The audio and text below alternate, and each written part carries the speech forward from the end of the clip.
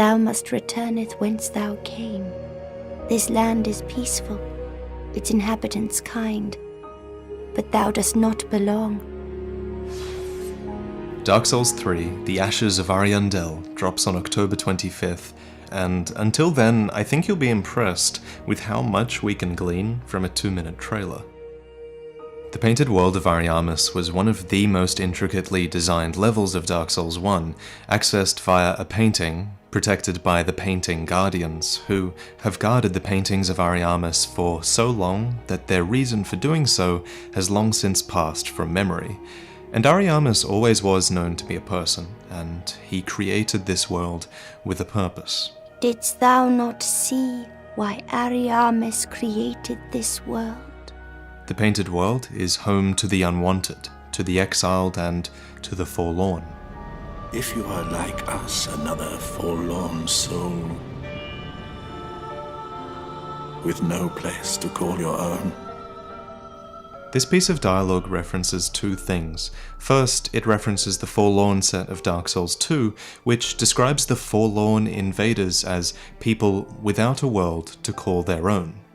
Second, the other beings it could be referring to are the Corvians, described by the storyteller's staff as wretched beings with no place to go, sharing tales of the painted world to forlorn souls. So already you're seeing a lot of characters from previous games mentioned here, and we talked about the Corvians in this video.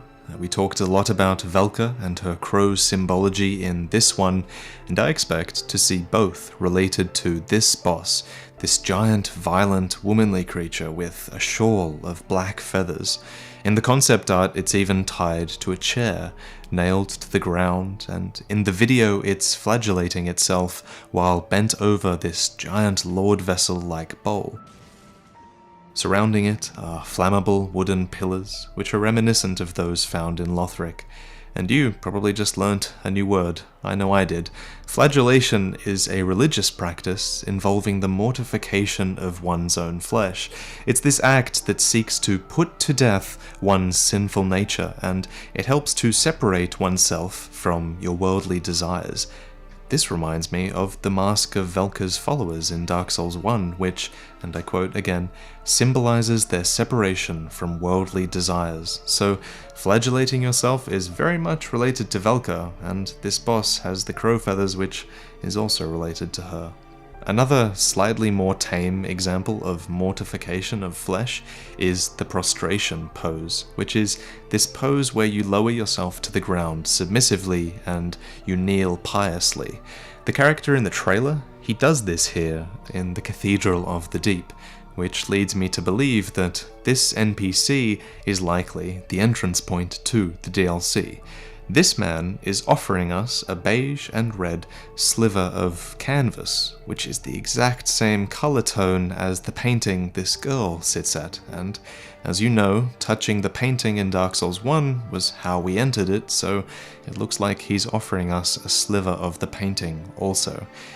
And it makes a great deal of sense for the painting to be related to the Cathedral of the Deep, for it was Aldrich who dreamt up the miracle Life Hunt Scythe, where he envisioned a pale girl in hiding.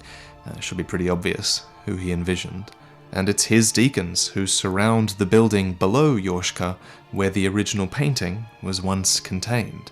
And it's his cathedral which makes the perfect early game entrance to the DLC. Not to mention this sword, which is identical to the candlesticks of the deacons. A good question for this trailer is, why does the man say, "The ashes have come at last"? I think it's possible he's talking about us, for we are the unkindled ash, and we represent the fact that the fire has been linked so many times that we are born from the ashes of the undead who linked it, and perhaps our ash setting foot in the painted world is a significant event, or perhaps he's just talking about the actual ashes of Ariandel, which is something we don't know about yet. As the character arrives in the painted world, notice that the place looks to be in better shape than in Dark Souls 1. Hell, the architecture even looks drastically different. The bridge is also unbroken, torches are lit. The main building isn't ruined at all, and there's even slivers of green at the end of the bridge. But so much is identical about this scene, though, and it makes me wonder, how will they be putting a twist on this area?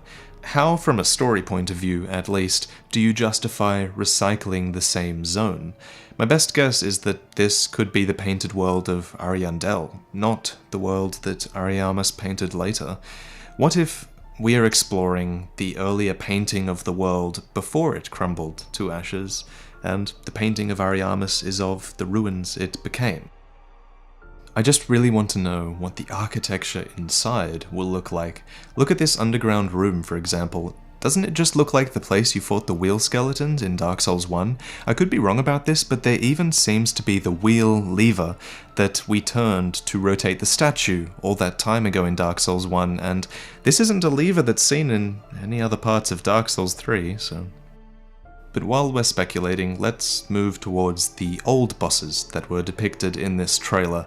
At first I thought that this part of the trailer with the old bosses was just cinematic filler. I thought that From Software didn't give Namco enough B-roll to make their trailer, but really, all of these bosses are related. Literally, all are a part of the royal bloodline in some way. Osiris is husband to Queen Guinevere, who mothered Lothric and Lorien, and who is also sister to the Nameless King, and sister to Gwyndolin, who Aldrich is consuming. And apart from the bloodline stuff, the Nameless King would certainly qualify as a forlorn exile.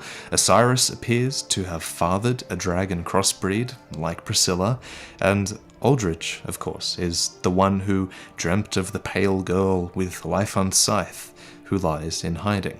Immediately following these clips is what looks like a short cutscene based on the camera angle, where a character wearing Cornix's set is exorcised of several yellow soul sprites in the untended graves. Curiously, his hand is burning like it does when you link the fire. Maybe this is a new ending? It doesn't look like he's casting a spell, but he is wearing Cornix's set, so maybe they're implying that this is related to pyromancy. I'm just rampant speculating, but it's interesting. In terms of gameplay additions, this image confirms the return of the PvP arena, as we see 4 players face off in the area we fought the Soul of Cinder. In terms of new spells, you know I've gone on in the past about how spells need to be more than just simple projectiles that do varying amounts of damage at varying speeds, and at least 2 of the new spells in the DLC do look interesting. This Disc of Light boomerang thing is great because it requires you to position your character appropriately to get a hit on the bounce back, and this frost sorcery could be interesting if it actually slows our opponent and adds an element of crowd control into the magic system, which I think it sorely needs. So colour me tentatively hyped for the new spells, but bear in mind, I've never actually been impressed with the spells they've added to a Souls game, so... The only new weapons seen is this axe with the Firestorm AoE effect, there's this scimitar with a fairly standard spin weapon art, and of course the candlestick sword that may or may not be buffing itself with a type of colourless flame. Also, is there going to be a new torch added with this weapon art? Looks like it. New enemies include a wolf pack, there's the fly creatures, this stag helm warrior, a more deformed version of the Crow Men, and you might have missed this, but in the blizzard are the silhouettes of dark-haired tree women with small fires lit at the ends of their branches. And to end the video, I'm going to pose to you what I think are the biggest curiosities in the trailer and in the DLC to come. First, the identity of this creature. I've seen speculation that it's Guinevere, and the evidence for that is that it's clutching a giant lord vessel-like structure, and that it makes some sense for Guinevere to have given up and been drawn into the painted world. I've seen speculation that it's Velka, and I've mentioned before that that holds merit because of the crow symbology and because of the theme of self-mortification that's brought up in the Black set. What's more likely though than either of those two, I'd say, is that it's some unnamed being, a simple Corvian perhaps, and it's even possible that it's a man, not a woman, because the official Dark Souls Facebook page has labeled this as a man. However, I'm pretty sure that this page is run by a simple marketing team, so I'm not going to put too much faith in their captions. Second, I want to know who the man is who brings us to this world. Is it Ariamis?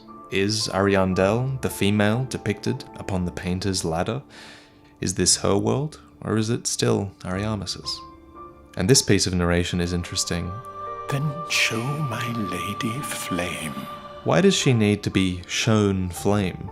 Does she want to see our flame so she can paint a new vision, perhaps? And what are the ashes of Ariandel? In Souls, ashes are remains, so I'm not too sure that Ariandel's fate is a happy one. Is this wolf Sif? It certainly seems larger than the other wolves. Look at the trees for comparison. But Sif has no real connections to this place. And most importantly, why does the boss attack us with Estus soup? Time will tell.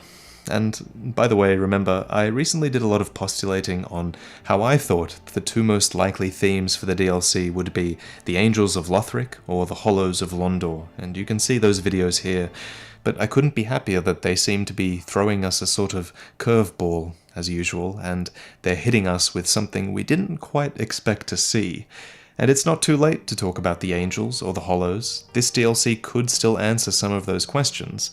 Maybe some answers about Guinevere's royal family exist in the painted world, or maybe we'll learn about the significance of Velka through the crow symbology or something like that. So, on October 25th, 2 months from now, I hope you make this channel the place to be. But until then, let's get into some Prepare to Cry. Thanks for watching, guys.